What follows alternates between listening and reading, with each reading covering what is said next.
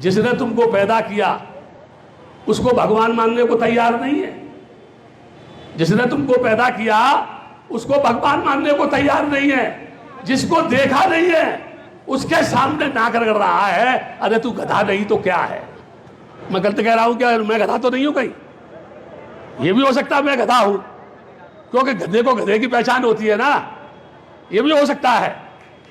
मैं कहना चाहता हूं, अब मैं न तो ये कहता हूं कि वो खराब है कि ये खराब है, न मैं किसी पार्टी को सपोर्ट करता न मैं किसी पार्टी का विरोध करता। मैं केवल डॉक्टर अंबेडकर के दर्शन को बुद्ध के दर्शन के समतुल्य लेकर के बात करता हूं, और उसके बीच में जो प्रावधान यानी उत्पन्न करके उसमें समस्या क्रिएट करता है उसको मैं बेनकाब करता हूं। मैं एक बात सोचता हूं, अपने मन में विचार करता हूं। सारे लोग ये बोलते हैं कि जुल्म और अत्याचार हो रहा है, सारे लोग ये बोलते हैं कि संविधान में परिवर्तन हो रहा है,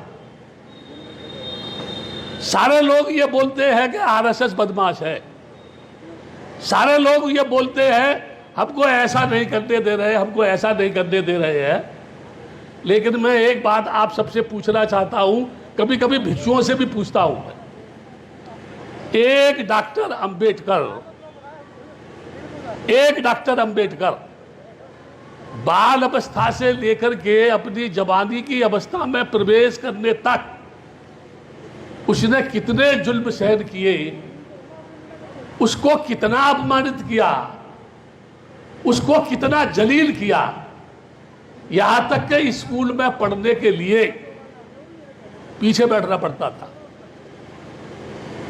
मैं ये वो बात कर रहा हूं जो उनके लिटरेचर में, उनकी आइडियोलॉजी में, उनके जीवन के संघर्ष में, या जिन लोगों ने टिप्पणी की उनकी बात कर रहा हूं। सोचो, इतनी सुविधाएं मिलने के बाद भी आप में कोई परिवर्तन नहीं हुआ, इसका दोषी कौन है? आप मुझे बताओ, इसका दोषी कौन है? अगर आप मुझे पूछे तो मैं ये कहूंगा, डॉक्टर अंबेडकर के आदर्शों का हनन करने वाला इस देश में 33 करोड़ देवता तो क्या उनका बाप भी पैदा नहीं हुआ जो उसमें कोई परिवर्तन कर सके। अगर कोई दोषी है तो तुम दोषी हो। तुमने डॉक्टर अंबेडकर के आदर्शों की हत्या की है, शोषण किया है, अपनी दुकान चलाई है, अपने ही समाज को गुमराह करके उसके खून को चूसने का काम किया है। अगर गलत किया है तो बोलो गलत किया है। मैं जो बोल रहा हूं मैं गलत कह रहा हूं क्या? अब ये बताओ, दोषी तो आप हैं, दोष दूसरे को दे रहे हैं। एक डॉक्टर अंबेडकर अकेला पार्लियामेंट में बैठ करके संविधान की रचना करते समय उस समता के अधिकार को, उस विषमता को मिटाने को कानूनी तौर पर मौलिक अधिकार के रूप में उन सबके बीच में तर्क वितर्क करके अपनी बात को मनवाने के लिए बाध्य करता था, मजबूर करता था।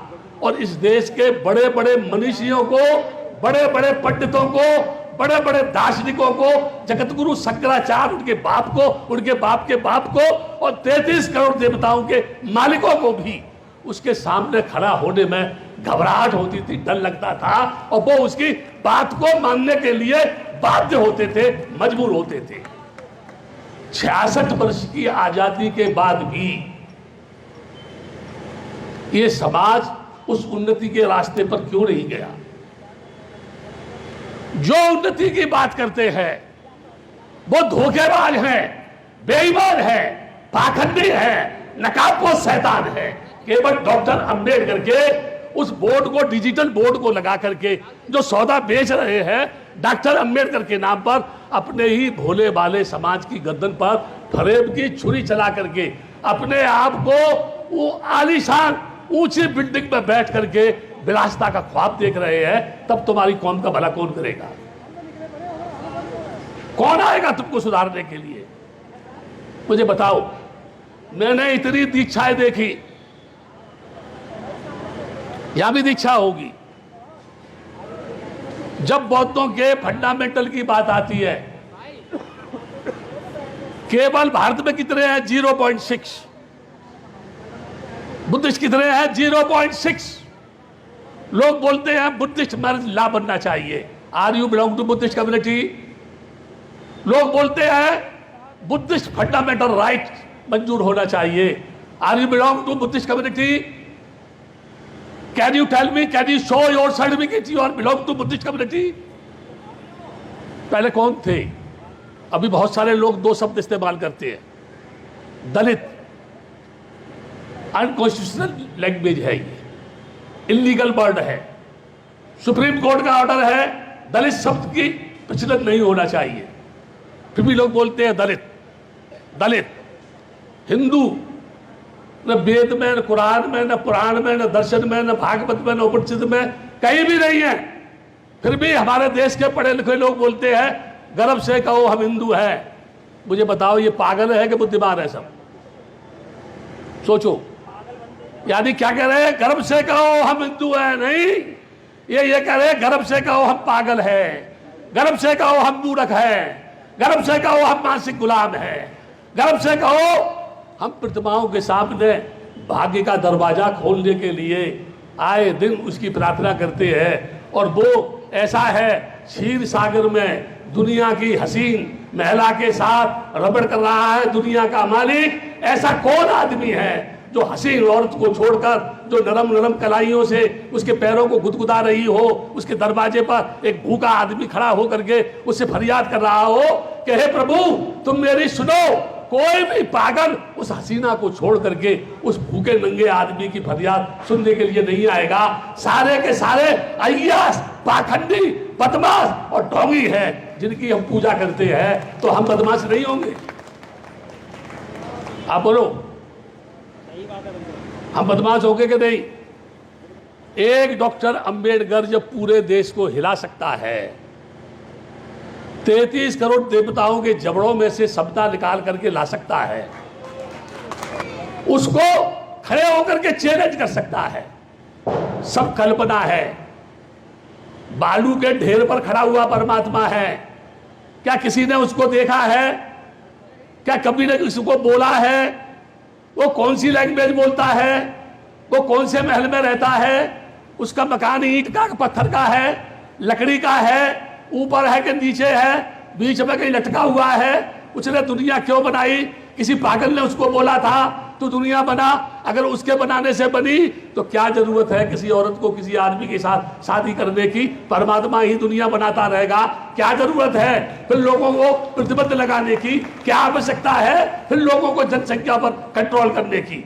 हाँ, ये देश मूर्खों का देश है। ये देश मूर्खों का देश है, ये देश पागलों का देश है, ये देश ढोंगियों का देश है, ये देश बक्कारों का देश है, ये देश लुच्चों का देश है, ये देश नफंगों का देश है। आप कहेंगे क्यों? बहुत बुरी बुरी बात कहता हूं मैं, और लोगों से कहता हूं मैं तो मरना चाहता हूं, मौत के लिए जगह ढूंढ रहा हूं, कहीं मुझे जगह दे दो थोड़ी सी। कोई मारना भी नहीं चाहता मेरे को। मैं कहता हूं मैं तो मरूंगा, लेकिन तेरे कुटुंब का सर्वनाश हो जाएगा। मुझे तो मौत आएगी, आज नहीं आएगी तो कल आएगी। इसलिए भिक्षुओं से कहता मंचों पर खड़े होकर गाल बजाने के बजाय समाज के बीच में जाओ, भूखे नंगे लोगों के बीच में जाओ, तब तुम्हें एहसास होगा कि भूखे आदमी की तरफ क्या है, उसके साथ अपमान क्यों होता है, उसकी बेटी की बेइज्जती क्यों की जाती है, उसको नंगा क्यों खींचा जाता है। इसीलिए क्योंकि हम में यूनिटी नहीं है, इसलिए हम में संगठन नहीं है, इसलिए हम में पावर नहीं है, इसलिए हम में ताकत नहीं है। हम भी एक दूसरे को गाली दे रहे, हम बोलते हैं वो बदमाश है, वो कहता है वो बदमाश है, कोई कहता है वो राष्ट्रीय नेता है, कोई कहता है वो आरएसएस की गोद में बैठा है, कोई कहता है वो ढोंगी है, कोई कहता है वो धोखा दे रहा है। मैं ये कह रहा हूं कोई ढोंगी कोई धोखेबाज नहीं है, हम सबके सब बदमाश हैं और अपनी बदमाशी को छिपा रहे हैं और दूसरे के ऊपर आरोप लगा रहे हैं। या तो हम ईमानदारी से अपनी बदमाशी से मुक्त हो जाएं, तो क्या कोई बदमाश दिखाई देगा? हर लड़की शर्माती है, डरती है। कोई चाकू दिखा दे उसका अरे ऐसा मत करो मुझको, जो है नरचंडी क्यों नहीं बनती है? माँ काली क्यों नहीं बन जाती है? उस माँ काली की पूजा कर रही है, खुद माँ काली बन जा, लोग तेरी पूजा करेंगे। बन तो सही, बनना नहीं चाहती है। 1 घंटे अपने आप को सजाने में लगाती है, 1 घंटे। मैं सोचता हूं, जरा कड़वी लगेगी मेरी बात, कोई बात नहीं है, गाली आप भी देना मुझको, मुझे कोई तकलीफ नहीं है। 1 घंटा अपने को सजाने में लगाती है, जबकि डॉक्टर अंबेडकर 18 घंटे पढ़ता था, वो अपने को सजाता नहीं था। जब 1 घंटा अपने को सजाने में लगाती है, तो 5 मिनट में उस सजाई हुई सुंदरता को धो करके नाली में बहा देती है। तो 1 घंटे सजाने से फिर फायदा क्या है? डॉक्टर अंबेडकर ने कोई खूनी संघर्ष किया? हाँ करो या ना? डॉक्टर अंबेडकर ने कभी तलवार चलाई? डॉक्टर अंबेडकर ने कभी युद्ध करने के लिए बोला? केवल कलम चलाई, कलम। हम कलम के महत्व को नहीं समझ पाए। बुद्ध के आके आंदोलन में रह करके मैंने बहुत सारा अनुभव किया, आज भी अनुभव कर रहा हूं, मैं सीख रहा हूं, मैं घूमता हूं लोगों के बीच में, सीखता हूं मैं। और एक बात सीखता हूं मैं, शिक्षा के लिए जितने साधन उपलब्ध कराएंगे, आपके बच्चे वेल एजुकेटेड नहीं हो पाएंगे। उसमें सुविधा की आवश्यकता नहीं है, उसमें पढ़ने की आवश्यकता है। आरक्षण खत्म कर दो। अगर तुम इंटेलिजेंट हो, तुम पढ़े लिखे हो, तुम में बुद्धि है, तुम में दिमाग है, डॉक्टर अंबेडकर की फिलॉसफी को तुमने जान लिया है, बुद्ध के ज्ञान को तुमने समझ लिया है, तुम अकेले ही इस पूरे देश को हिला सकते हो। तुम्हारे अंदर वो पावर है, लेकिन तुम अपने आप को मानसिक गुलाब समझ बैठे हो। दुनिया का वो मालिक है, वो मेरे जीवन का कल्याण करेगा। अरे तुमसे ज्यादा मूर्ख कौन होगा?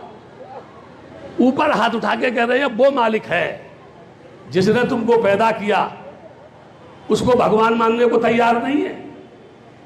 जिसने तुमको पैदा किया उसको भगवान मानने को तैयार नहीं है। जिसको देखा नहीं है उसके सामने नाक रगड़ रहा है। अरे तू गधा नहीं तो क्या है? बोलो ना, मैं गलत कह रहा हूं क्या? मैं गधा तो नहीं हूं कहीं? ये भी हो सकता है मैं गधा हूं, क्योंकि गधे को गधे की पहचान होती है ना, ये भी हो सकता है। मैं कहना चाहता हूं, बाबा साहब का नाम लेने से नहीं कुछ होगा, बाबा साहब के गीत गाने से कुछ नहीं होगा, बाबा साहब के नाम पर लोगों के बीच में जहर उगलने से कुछ नहीं होगा। डॉक्टर अंबेडकर के दर्शन को लेकर के खुद आगे चलना पड़ेगा। एक बुद्ध, सारी दुनिया उसके पत्तिनों पर चलती है। एक डॉक्टर अंबेडकर, जिसके संविधान को लोग बोलते हैं बदल देंगे बदल देंगे बदल देंगे, इनके बाप में संविधान बनाने की हिम्मत नहीं थी। जिस डॉक्टर अंबेडकर ने मनुस्मृति में आग लगा दी, उस समय लोगों ने विरोध क्यों नहीं किया? अभी आरएसएस के लोग बोल रहे हैं जातिवाद खत्म होना चाहिए। मैं कहता हूं मोहन भागवत टीवी चैनल पर यह घोषणा करे। मोहन भागवत क्या कह रहा हूं सुनो, कि भारत की धरती पर जो भी धार्मिक ग्रंथ, चाहे उपनिषद हो, गीता हो, भागवत हो, रामायण हो, पुराण हो, दर्शन हो, जो भी मानव समाज को टुकड़ों में बांटते हैं, जो मानव को मानसिक गुलाम बनाते हैं, जिनसे देश में ऊंच नीच बढ़ती है, जो नारी की अस्मत को लूटने का संदेश देते हैं, मोहन भागवत कहे उन सारे धार्मिक ग्रंथों को पार्लियामेंट के सामने कैरोसिन का तेल डालकर मैं आग लगाऊंगा। मैं कहूंगा निश्चित रूप से आरएसएस की लोग पूजा करेंगे ना। उसका नाम क्या है? राष्ट्रीय स्वयंसेवक संघ। वो राष्ट्रीय स्वयंसेवक संघ नहीं है, बदमाशों का संघ है, लुटेरों का संघ है। ये मैं क्यों बोल रहा था आपसे? जिस पुष्पमित्र शुंग ने भिक्षुओं का कत्लेआम किया, जिस पुष्पमित्र शुंग ने भिक्षुओं का कत्लेआम किया, तमाम स्तूपों को नष्ट किया, उसको ब्राह्मण संस्कृति के लोगों ने क्या किया मालूम है? मर्यादा पुरुषोत्तम राम बना दिया। और उस मर्यादा पुरुषोत्तम राम साकेत में, बौद्धों की नगरी में, बौद्धों की छाती पर लोहा खड़ा करके मर्यादा पुरुषोत्तम राम का मंदिर बना दिया।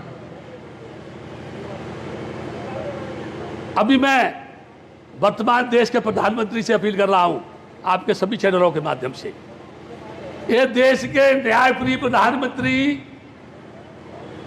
ये इस देश के सबका साथ, सबका विकास, सबका विश्वास लेकर के बात करने वाला प्रधानमंत्री, दुनिया में जाकर के ये कहने वाला प्रधानमंत्री कि मैं बुद्ध की धरती से आया हूं, तूने, तेरी सत्ता के मद में तेरे मंत्रियों ने, संतरियों ने, शंकराचार्यों ने साकेत में मर्यादा पुरुषोत्तम राम के मंदिर को बौद्धों की छाती पे खड़ा कर दिया, ये कह करके कि राम विष्णु के अवतार थे।